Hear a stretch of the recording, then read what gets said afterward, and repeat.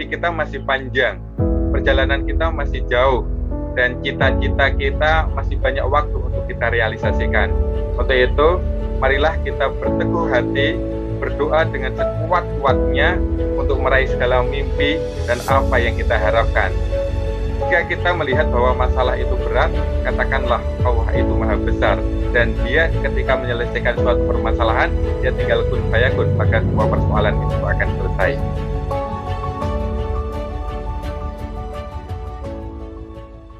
Assalamualaikum warahmatullahi wabarakatuh, Sobat Muda. Alhamdulillah, jumpa lagi di channel The Young Ideas. Wahana untuk generasi muda menyampaikan gagasan, ide, kritik, angan-angan, impian, omelan juga boleh. Misalnya tidak puas boleh. Ini adalah channel untuk generasi muda untuk menyampaikan apa saja yang kira-kira bermanfaat dan syukur menginspirasi sesama generasi muda.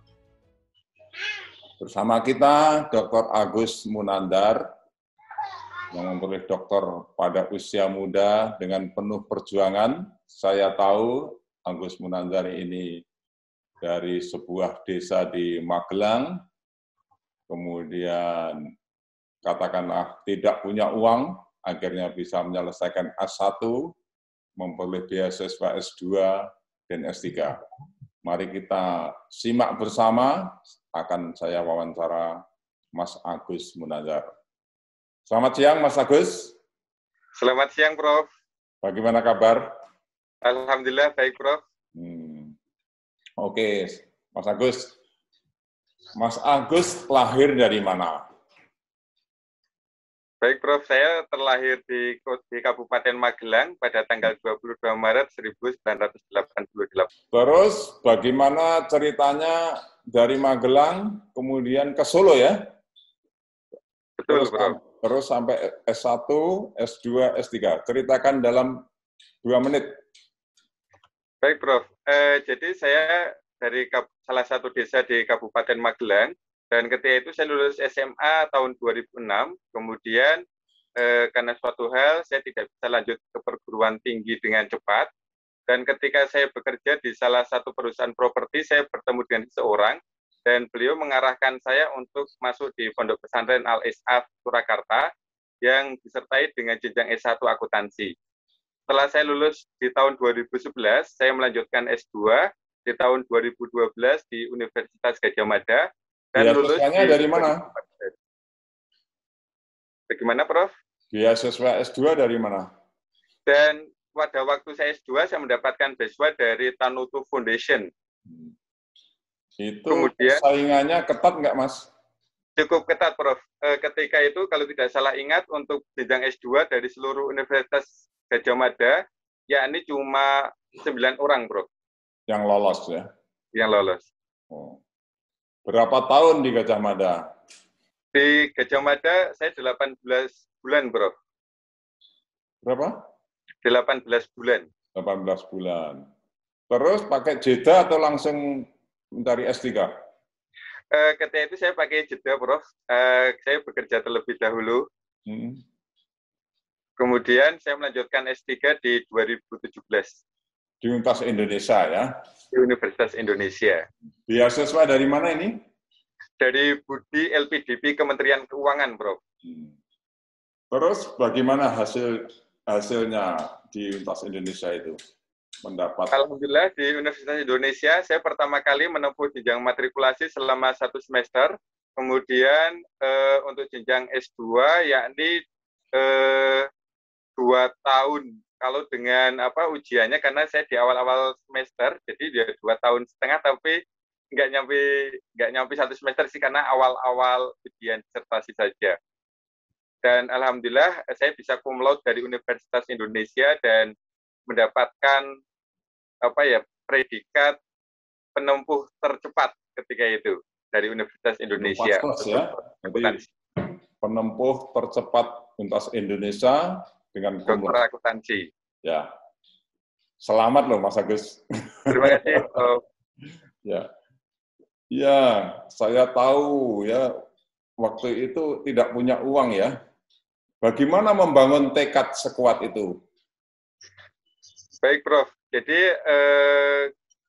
kami bermimpi untuk meraih pendidikan setinggi-tingginya dan sehingga berusaha semaksimal mungkin untuk mengatasi segala keterbatasan, baik keterbatasan finansial maupun keterbatasan lainnya. Untuk itu ketika di Solo saya sambil berjualan telur di tempat keramaian, berjualan durian, kira-kira demikian, Prof. Ya, perjuangan yang luar biasa, Mas Agus. Oke, bagaimana kemudian rencana ke depan, harapan ke depan, Mas Agus?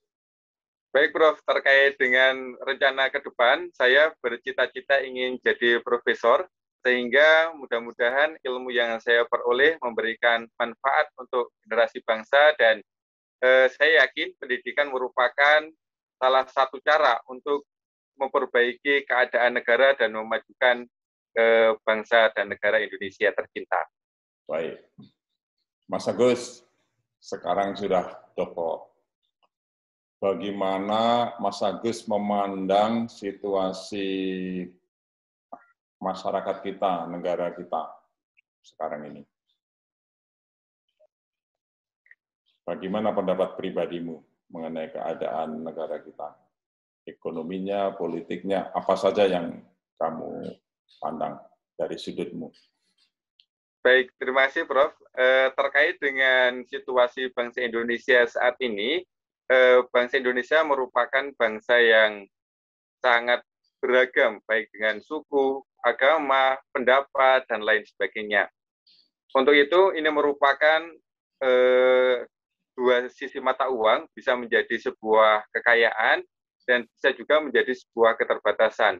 Mudah-mudahan kita semua melihat bahwa keragaman ini merupakan sebuah kekayaan sehingga dapat membangun Indonesia menjadi lebih baik. Kalau kita lihat budaya yang sangat beragam, dan mudah-mudahan dengan budaya itu bisa mengangkat harkat dan martabat Indonesia ke permukaan. Begitu juga dengan sumber daya, baik sumber daya manusianya maupun sumber daya alamnya. Dan seandainya kita semua bersatu, tentu Indonesia bisa menjadi lebih baik di kemudian hari. Mungkin apa itu, yang perlu diperbaiki dari situasi kita ini? Baik, Prof. Terkait dengan yang perlu diperbaiki, mungkin karena kita banyak resources, baik kurang pintar maupun profesornya juga banyak, kemudian sumber daya alamnya juga banyak. Mungkin yang perlu kita perbaikin adalah kita menyatukan segala resources itu untuk satu tujuan, yakni memajukan kesejahteraan bangsa, untuk memajukan pendidikan Indonesia. Mungkin itu, Bro. Ya, Mas Agus, saya nilai selalu berpikir positif ya. Betul, artinya ya memandang Indonesia secara positif.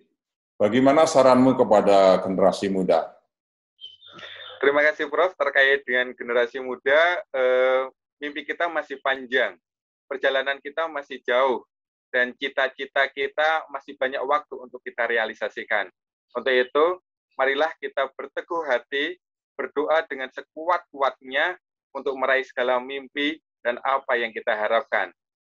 Jika kita melihat bahwa masalah itu berat, katakanlah Allah itu maha besar, dan dia ketika menyelesaikan suatu permasalahan, dia tinggal kun fayakun, maka semua persoalan itu akan selesai. Ya, sobat muda, itulah Agus Munandar, Dr. Agus Munandar. Tidak punya uang, bisa menyelesaikan S1, S2, dan S3 yang tercepat dan kumlot di Universitas Indonesia. S2-nya di Gajah Mada. S1-nya di sebuah sekolah yang tidak terkenal ya Mas Agus ya. Namanya Pesantren Al-Isab di sebuah kampung ya. Ya.